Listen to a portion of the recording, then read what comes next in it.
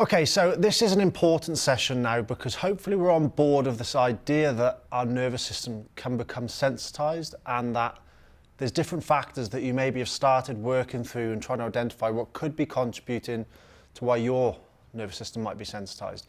And through the course of this program, we're trying to give your nervous system the best chance of being able to calm down. And in this session, we're going to talk about the things that you can do and that you should be doing straight off the bat to help calm your nervous system down.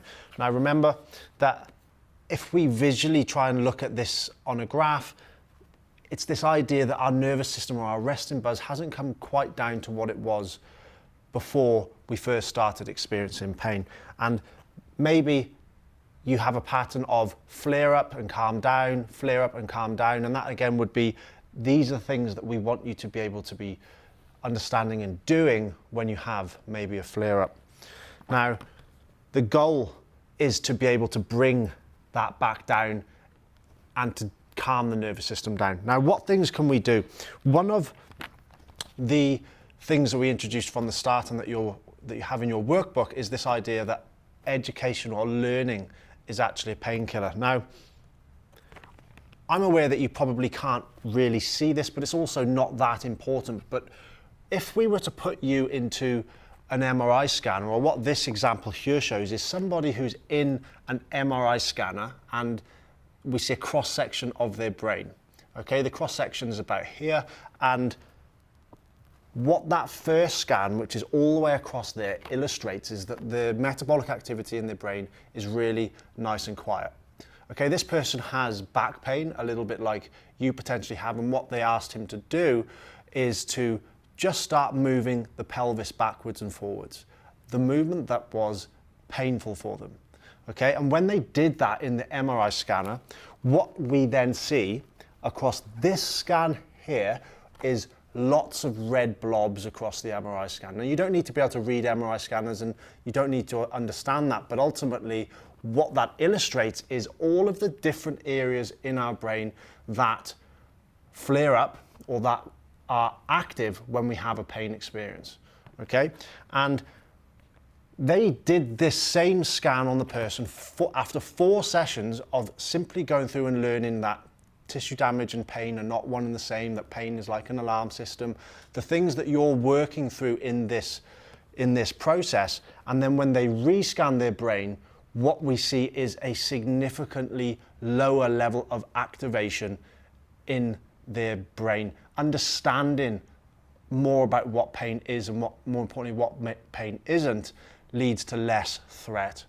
Pain and learning about pain is an analgesic, and it's something that we're going to be empowering you through during the course of this program to help desensitize your nervous system. And again, when we're looking at pain through maybe more of an old-fashioned biomedical perspective, learning as a painkiller doesn't make sense. But when we can appreciate that pain is an output, then our thoughts, our emotions, our understanding has a very tangible effect on whether our body is appropriately going to require threat or not. So we have learning and understanding, and that's going to be ongoing throughout this process. What other things do we have? Well, you will be doing a walking program, and aerobic activity has been shown to be really beneficial for getting the oxygen into the blood and into the nerves to help calm your nervous system down. Now, the really good thing here is that it doesn't have to be a marathon. It doesn't have to be anything that is super intense or crazy. It does, however, have to get your heart rate up. And we've got a walking plan that you are going to be able to have that's going to get you up to recommended physical activity guidelines. And a little bit of exercise is good. A lot of exercise is better. An insane amount of exercise isn't insanely good. So we have this point where we want to be able to increase physical activity. The World Health Organization 2020 guidelines come out basically illustrating that exercise makes almost everything better, from persistent pain right the way through to cancer. If we can find a way to be able to get you to be able to do a form of physical activity, it's going to improve your health and it's going to improve your pain. Now, one of the most difficult things that you're going to be navigating, it's one of the most difficult things that us as clinicians have, is being able to exercise and move when it hurts. It's such a difficult grey area. We all know that exercise and movement is good for us, but am I causing more damage? Am I causing problems? Could I be doing more harm than good? These are really, really difficult questions. And this is why being able to shift away from this idea that we have got an injury, to be able to listen to that pain, to be able to back off until it settles down. Well, you've likely had this pain for a long period of time, and if backing off and waiting for it to settle down was going to be the way forward, that would have probably helped by now. So we need to take a different approach. We need to be able to engage with a bit of discomfort, and that's where being able to appreciate that we have passed through tissue healing times most likely, and that there's different factors. We can engage with a little bit of discomfort, maybe mild to moderate pain, is something that we need to be able to then use sayings like hurt does not equal harm, or we are sore but safe. Another one that I like is that ships are safest in the harbour, but that's not what they're designed to do. We need to be able to get on board this idea that tissue damage and pain are not one and the same, and that will help you when you are doing your physical activity, you're doing the exercises in this program, and you will have the confidence to be able to work with a little bit of discomfort, because that is super important. Now, what we're not saying is to be able to take a old school no pain, no gain approach, which means that, you know, you've got the session planned, so you've got to just go all the way through really hard, keep going until pain ultimately will go through the roof, and then we have to back off and wait for pain to settle down, and then go really hard again and then come back down. This is a really frustrating pattern that we call boom and bust, and why this is frustrating is because in the long run it will sensitize our alarm system and mean that we can ultimately do less of the things that are important to you. As part of your work through this week, I'm going to want you to try and identify if you have any of these boom and bust approaches to your exercises or activities of daily living, that you identify this pattern. And it's maybe helpful for you to see how this is something that I see in myself with my training.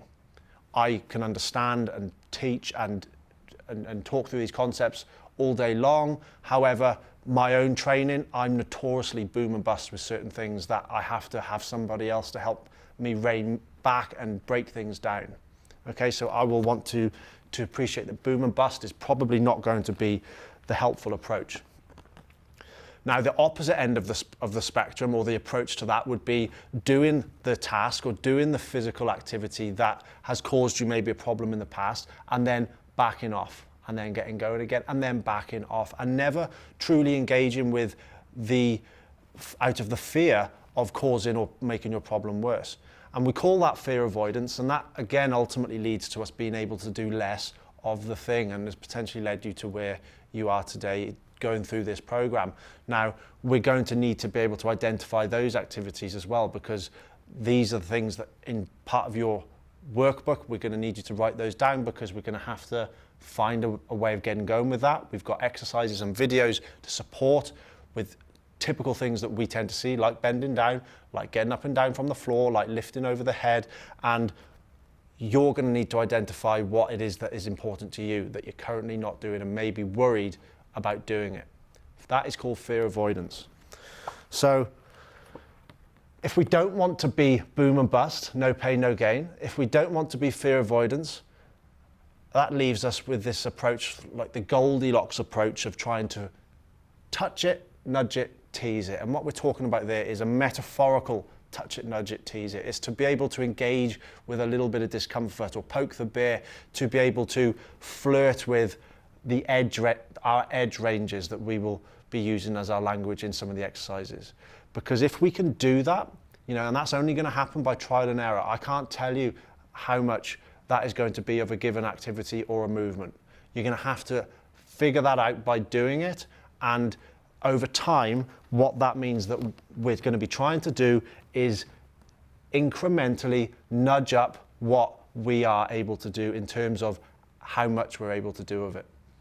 Okay, so we'll be using edge work or touch it, nudge it, tease it, where you're going to be getting into some of the movements. You know, we've got a lot of relieving positions in the start of this program that you're going to have to pick a few exercises to find out which ones are relieving for you. Do a little bit of it and then touch it, nudge it, tease it in the different variations and ways that we have outlined in some of the exercises and movements. Okay, but that is going to be how we're going to go about this really challenging thing of exercise and movement is medicine. We know it's great for us, but it hurts. How do I navigate that? It's one of the most challenging things that you're going to face with your aches and pains. It's one of the most challenging things as a healthcare professional have of working with you, because your pain is individual, it's unique, and we have to figure that out. And then through this program, there's going to be an element of you figuring that out away from us, but using us as a guide. Ultimately, self-management is the end goal. So that's got to be kept in the back of our mind. There's some other things that can really help us to help calm our nervous system down, and that's going to be over-the-counter medications. You know, we're not anti-medication. If that helps you to be able to get a little bit of respite to do some of your exercises, to be able to get your walking done, then these are another really good idea for you to be able to help calm down and stop the danger messages coming in. And that's something that we introduced from the start when we talked about stepping on a rusted nail. It's not pain coming in. It is danger messages. Our body detects threat, and then a little bit of electricity comes in, and it is a danger message that comes into our spine and then up to our brain. Now, we all have, I have, you have, an internal drug cabinet in our brain. And you will know that because you will know about very strong medications. You'll have heard people take opiates, and these work because they work on the receptors that we have in our own brain. Endorphins is what we're talking about here. You know, these are incredibly powerful that enable you to be able to experience that high when life gets busy and you go out for a run. You know, things just feel better. What's happening there? Well, what we're doing is we're triggering and stimulating the internal drug cabinet in the brain. And that has lots of fancy systems, things like endocannabinoid system. You'll have heard of CBD and these sorts of things. You'll have heard of the dopamine reward system, so doing things that you enjoy, aerobic exercise or physical activity in general. All of these things can help turn on our internal drug cabinet in the brain, and is ultimately what Pain Clinic and all of this process is about trying to do. Because here's an unfortunate little bit of research that it is my place to be able to set this, because this is unfortunately not communicated and leads to a lot of people failing with physical therapy. And that's the very fact that you have persistent aches and pains means that it is plausible that you actually are less successful at stimulating your internal drug cabinet in the brain. We've got a lot of research that illustrates that where people who don't have persistent pain will do a bout of physical activity. It could be walking, it could be dancing, it could be any physical activity, and then we experience the runner's high, as people would call it, or we experience a reduced pain threshold. However, people who have persistent pain, and whether that would be something like persistent back pain, neck pain, shoulder pain, we've got a lot of different groups, what they tend to show is an increase in pain after physical activity, which unfortunately isn't communicated and leads to them saying, well, that wasn't good, that led to me having a worse experience than before I started, well, I'm not doing that again. As opposed to having it explained that our nervous system is this alarm system that can be turned up, it can be turned down based on all of these factors, and physical activity and all of the benefits from our bone health, our hormonal health, our weight management, our mental health, all of these factors, if this isn't normalized and we're not explained that we could have a little bit of a flare-up after physical activity, then it is a travesty that a lot of people then see physical therapy or movement as a failure and not for them. So it's really important to be able to normalize that. If we get a bit of a flare-up, then okay, we need to be able to step back and look at the other things that we can do to calm our nervous system down, but to be able to also explain that could be that I have a dysfunctional internal drug cabinet in the brain, not that my back is now broken again or my knee is now broken again, to everyday movements that have, for whatever reason, potentially caused a flare-up today. Okay? If I was to have asked you, have you ever stubbed your toe?